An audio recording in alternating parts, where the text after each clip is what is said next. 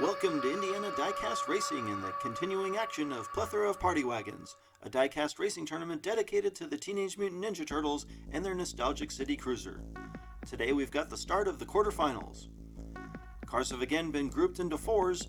Drivers will rotate each of 4 starting positions. The top 2 plus 2 wild cards advance this round, with 4 points for first, 3 for second, 2 for third, 1 for fourth, and nothing but shame for failing to finish a lap. Before we get racing, let's check in with our favorite TV news reporter. April O'Neil here with an important update. We've seen some totally awesome racers this round. With the thrills, spills, chills, spins, and wins, it's literally anyone's race to claim. So grab your popcorn, pick your favorite, and watch these awesome automobiles try to take home their pepperoni-covered slice of the pizza prize. Speaking of pizza, our Shelltastic superheroes have put in their orders for preposterous amounts of pizza. Ready to watch our racers win? Best of luck, dudes! Thanks, April. For Group 1, we've got Lily the dog in Lily's Boneyard. Lily brings 17 points into this round after eking past round 2 with a 7. Flip from Flip's Racing is in Shredder. Flip has scored 22 points so far, and he too just made it past round 2 despite scoring 12 points for second place. One of the round 2 wild cards, Big Al, is driving Ninja Splatter. Big Al has 21 cumulative points thanks in large part to a first round 14. Finally, Kirk Adams is back in Turtly Awesome. Kirk is the only driver in Group 1 to have won both of his groups so far and brings a total of 22 points. Lily and Flip will start from the front row on lap 1. Flip takes the lead from the outside. Kirk is backwards and falls to the back. Flip runs a clean lap and takes the win, followed by Lily, Big Al, and Kirk. Flip takes advantage of the greater momentum coming out of turn 1 and drives so smooth no one was able to catch him. An unusually uneventful lap sees Flip and Lily get the early advantage. Flip slides over to the pole and Big Al will join him on the outside. Kirk gets hung up on the start and this time Big Al takes the early lead. They're all bunched up, but Big Al is able to pull away. He leads going backwards, but lap 2 belongs to Big Al, followed by Flip, Kirk, and Lily. Big Al gets turned and the field gets jammed together, but surprisingly no chaos ensues. The win on another smooth lap allows Big Al to pass Lily for second. This time we'll see how Flip does from the back as Big Al and Kirk lead us on lap 3. Kirk gets a nose out front and he blocks Big Al to take the lead. Kirk gets turned and Big Al's on the wall. Kirk takes off as Big Al wrecks. Flip slides and Kirk will easily take lap 3. Flip takes second with Lily nipping at his shell. Big Al will be the first to take a donut this round. Big Al tried a little shake and bake, but it backfires and he ends up jumping the wall and ends up on his side. Master Splinter will get him back to the top for the final lap. Kirk gets into this competition with a win, but Flip is solidly out front by 3 points. That all being said, this is still anyone's game.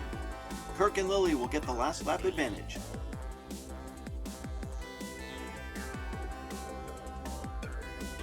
Lily gets a great start, but she spins. It's chaos and Kirk is off the track. Lily leads into the triangle and Big Al gets wild. Lily bounces off the walls, but she takes lap 4. Flip and Big Al are, well, they come to it. They're sliding. They're still sliding. This might be a while.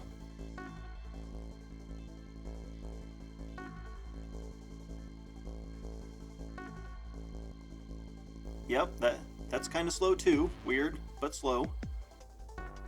Yep, they're still there. Yeah, I don't know what that is. They're still sliding. Come on, that's not even slow. It's just slow motion. They're still sliding.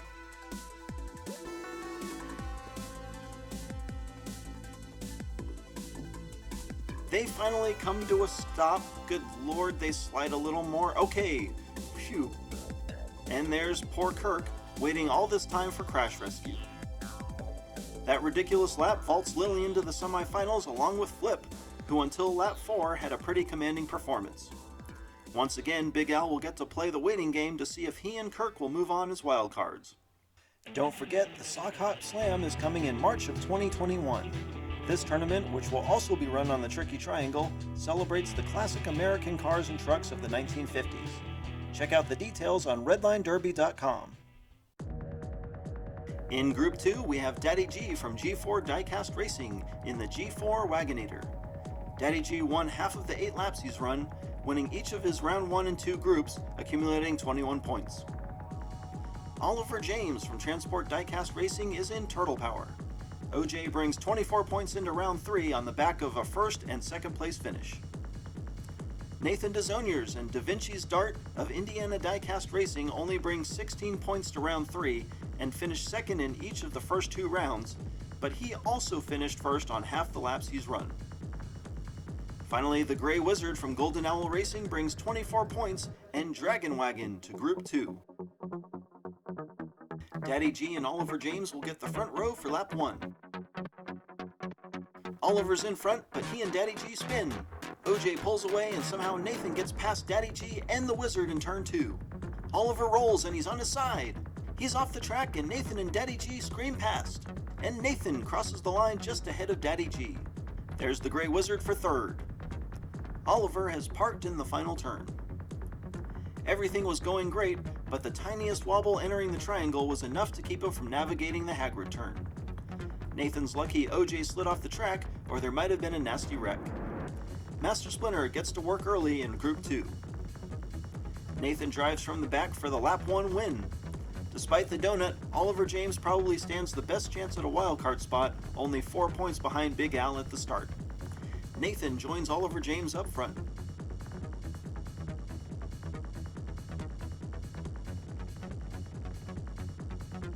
Nathan takes the lead, but he's off the track. Oliver James is once again in front, entering the triangle. He holds it together this time, and he'll cruise to the lap 2 win. The Wizard is second, and Daddy G takes third. Ouch! Nathan's wagon has exploded. He got in front quickly, but Oliver James got him turned. Nathan catches enough of the wall he's unable to recover. Good thing Master Splinter is also a master mechanic. Nathan and Oliver's flip-flop keeps everyone within a single point headed to lap 3. Nathan drives from the pole with the Wizard on the outside. Daddy G gets hung up and the Gray Wizard spins. Nathan makes the pass and so does Oliver James. Nathan spins, but he's able to stay out front. They're literally nose to nose, and now Oliver spins. Nathan coasts to the line and Oliver James takes second. Looks like the Wizard has come off the track in the final turn, and Daddy G is stalled in turn 3. Nathan nearly blew the lead when he spun, but was just able to stay positioned to keep Oliver James from making the pass. Nathan and Oliver get back in front heading into the final lap. Underdogs Gray Wizard and Daddy G get the front row to see if they can make some magic happen. Daddy G tries to pull away while the Wizard throws a block. Nathan's inside the Wizard and completes the pass. The field catches Daddy G as he gets wild. Daddy G takes the win and they slam into the finish funnel. The cameraman is zooming in so we can get a better look, and we're hearing the judges have ruled a DNF on all 3 remaining drivers. Catastrophe barely avoided for Daddy G, and Nathan nearly departs the track again. The Gray Wizard is going to be fuming as a second place finish might have put him through. Daddy G and Nathan advance to the semifinals. Oliver James and the Gray Wizard may be going as well, as they both put up decent cumulative scores. After 2 of 3 groups, current wildcard standings put Oliver in first, with the Gray Wizard and Kirk Adams tied for the second spot. Unfortunately, we'll have to say goodbye to Big Al, who has been mathematically eliminated from winning a wildcard spot for the second time. Also coming soon is the second annual IDR Open.